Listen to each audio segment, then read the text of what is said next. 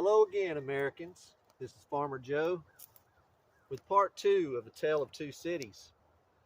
So what we have here is the second city, and we can go over the decisions that I made. If you see any bees flying around here, they are not bees that are part of this hive. Uh, they're robber bees. They may even be from the hive that you saw in the previous video that's flourishing. So this was my second hive. I was successful with the first one.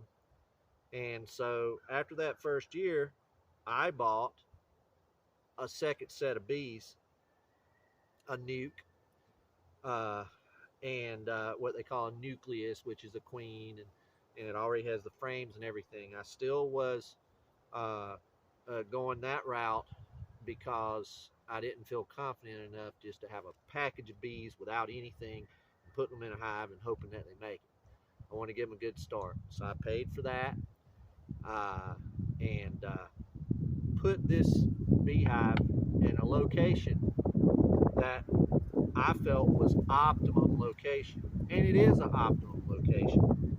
So I set them up in the best location I could. You can't see right now, but all through here are blueberry bushes, and off to my right I plant different things like blackberries and raspberries and all sorts of things. So, and I have a beautiful little bee pond that has rocks around it and everything set up. So I put the bees in, and I only had one box at the time. Now remember, the other hive is about to be in its third year in the spring. So at this point, I had a year and a half, not even that, of experience, and I was very successful with the first hive. And so you can say confidence, but confidence without experience and knowledge, or a lack of knowledge and not enough experience, leads to what we would call hubris, or arrogance. And that's what I fell to. Now, again, I also felt like, okay, I'm the mayor of this city, and I'm going to make sure that they're successful, and didn't trust the bees to be successful. So what I did was I started out with this one box on the bottom. That's a deep. And they were in a perfect setting, and they were doing very well, very active. I saw bees coming in and out and everything. So I got in and I checked them out, and I was like, well, shoot, man, they're doing so well. I'm going to go ahead and put a second box on because they're doing so well. I got them in the best spot they could be. They're probably better. And plus, I know so much now, you know. So in the first year, and remember the first one I didn't put a second box on until they got to their second year. And I allowed them to build up that area to really get to know where they were and what they were doing. And I trusted the bees' millions of years of experience over my 1.5 year of experience. Isn't that crazy? So in this situation, I thought I was good. I had not met uh, I had not been unsuccessful in my view. But the key was I I did not interject myself and my lack of experience into the situation. And in this one, I did. So I felt that they were just doing so well, and that the population looked good, which I didn't have enough experience to really read when you go in there and be able to see that the bees, how many are, or be able to gauge the size of that colony. I didn't have that experience, but I thought I did. I thought, hey, it worked the other one, so let's just push it. Let's push it a little bit more, and let's try to get this second one in, and so I can be 1 year ahead on collecting honey instead of being patient. So what I did was I put the second box in, and the first year, and they were flourishing. They even made, and you'll see here in a second, they even made a rack of honey, a frame of honey in the top one. So they were doing so well. But I was pushing the limit. And so spring rolled, our fall rolls around, they're flourishing, they're doing well. Uh, so I just, at that time, I did have one glimmer of, of an idea that maybe, hey, why don't I just take this top off, because this is their first year and we're going into winter. And what happens is the hive will decrease their population so they don't eat all the food that they've collected, and it just naturally happens as they slow down. You don't want a bunch of, and so how they decrease it, they just let the old ones die off, and the queen lays less eggs. It's amazing. Again, you know, if they know how to manage that, why, how much, I don't need to tinker with it too much, in my opinion, especially without the knowledge and experience that is required. Now, there's people out here who can do different things and all sorts of, it's amazing what they can do. But I bet you, if you ask them, they will say you have to trust the bees to a certain point, and that they are still learning, and they will never learn everything. There's no possible way, because only the creator knows all of that. So here we are. They go into winter, and we had these days of 20 degree nights, and it didn't get above freezing. And I thought, well, my other hive's rocking and rolling, and I didn't see a lot of activity over here, but I didn't think that was a problem, because they're all holed up and staying warm. But remember the analogy I used about you want to have a big enough furnace for your house?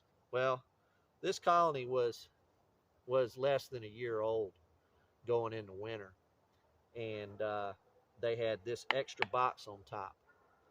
Now, as I said, I thought about taking that box off, but I said, nah, they're great. They're good. I've made all the right decisions as the mayor. I even taxed them, too much for their population. Weren't enough workers, and they couldn't withstand the taxes that I was putting on them. And they couldn't keep this bottom and this top warm, because the hive was less than a year old. So with my hubris and arrogance that I mistook for experience and knowledge and success, this hive during those 20 degree nights and those 30-degree days tried its best. And I really do feel terrible about this. Tried its best to stay warm, but the furnace wasn't big enough to keep this big old house warm. So they froze. And that's why I'm able to sit here, tap on this, everything else, nothing comes out. And it breaks my heart, really, because, we're supposed to be, or my goal, and you can see it on the Red Top Hill Facebook page and the statement, to be good stewards of the land. Now, I've made mistakes, and they've been honest mistakes from naivete, but I will admit that I made these mistakes, and consequently thousands of these bees are dead, because I was prideful, and I thought that that I knew a lot more than I did. So, from lack of knowledge and experience, I pushed the limits, and the results of my hubris and my arrogance is an unsuccessful city as the mayor, and a lot of all the citizens are dead. So we're going to open this up so you can see. Now, we got to try to make lemons out of lemonade. Or, excuse me, I've already made lemons out of lemonade, haven't I? Let's make lemonade out of lemons. Because I did make lemons, bitter lemons out of sweet lemonade when I did this. So, let's take this off. I don't have to worry about wearing a veil or anything because there's nothing in here. So what we're going to do is the lemon part of the lemonade, or the lemonade part of these lemons, is inside of here is there's honey that's still here. And I didn't bring my darn tools, but we can take this apart. And oh, in the earlier video, the word I didn't think of was propolis. That's their wax, their insulation. So as you see, there's a lot of dead bees here. There's even more. And that's my fault. I take full responsibility for that. And some people may laugh it off, but you know, my decisions caused that. And I took them for granted and did not let them do what they needed to do, or I inhibited what they were meant to do. So in here, because it was a very successful hive, these are racks of honey and what used to be larvae, which they're dead. So what we'll do to make lemonade out of lemons is take these racks of honey out, and I'm going to put them in a freezer.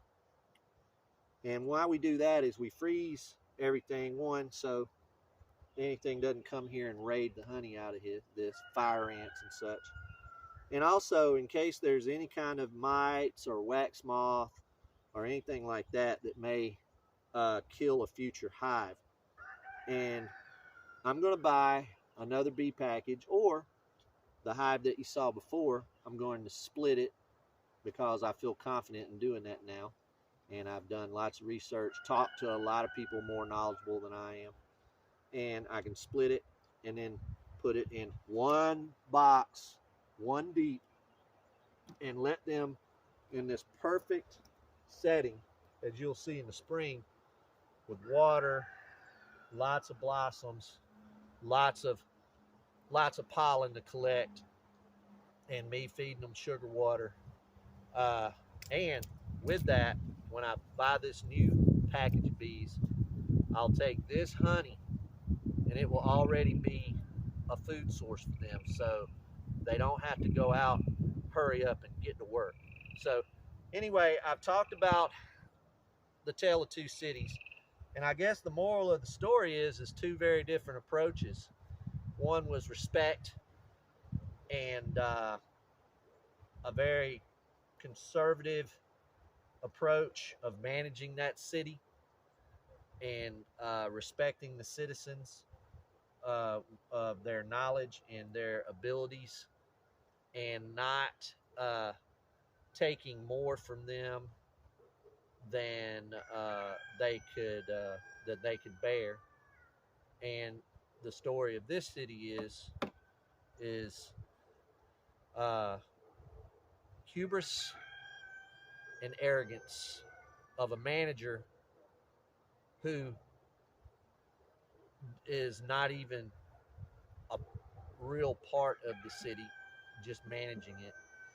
And and it cost this city to deteriorate, and eventually all the citizens to die or leave. And so that's what we're left. And those are lessons learned. Um, so, you know, but it is, on a good note, I've learned something personally from this. Uh, not only dealing with bees, but having to take a step back and learn some respect for something that's for things that have been around a lot longer than I have. So there we are. I hope you got something out of this. This is Farmer Joe on the American YouTube channel, and you have a great day, my fellow Americans.